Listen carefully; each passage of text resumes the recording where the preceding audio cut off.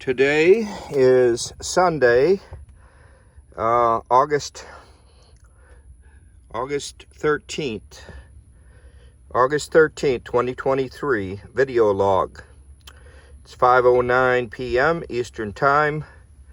The thing went back to Celsius again, but anyway, I'll try to get a good picture on here. This is Dennis Sietsma, Dennis John Sietsma Productions, Homestead, Florida, USA. Do-it-yourself work is done at your own risk. Death or injury can result. If you have any questions about your competency to do the work safely, take it to a shop or hire a professional automotive technician. That said, this video log, which is not a how-to, it shows all my mistakes. I think I'm ready to crank this thing, almost. And I've replaced the fuel injection. And before you try to crank it, I wanted to make sure all the spark plugs were on right, the timing was right. But there's a prime. You need to prime the fuel injection system.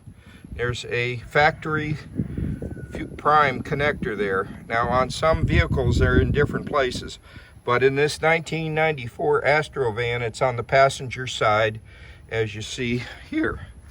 I'll pull back so you can get an idea where it is.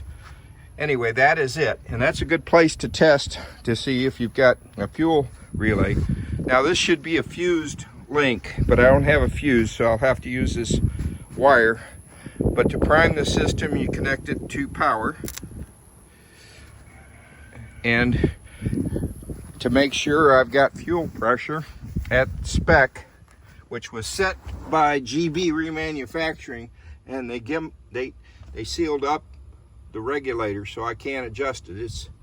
You see what it is there, 61, 62, with the engine not running. And I had made a mistake the last time I did this, and the supply line popped off and I lost all my fuel pressure. But since then I've replaced the CPI from 1992 to 1995, the Delphi, and I have replaced the fuel pump in the tank. And to see the maximum fuel pressure, what you do is there's rubber lines underneath the vehicle, and I want to replace those because they're almost 30 years old. But you squeeze off the yellow line there, that's the return line. The red line is the supply line.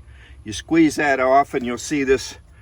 If it was squeezed off closed with a pair of vice grips or something, you'd see this go up to maximum pressure around 80 or 90. But with a good pump. But what happens with these Astro vans is the fuel pump fails. And I've not disturbed the engine. I made a mark on the distributor, so this ought to start right up. But before I do that, I'm going to crawl underneath here and hope you can see what I'm talking about. On the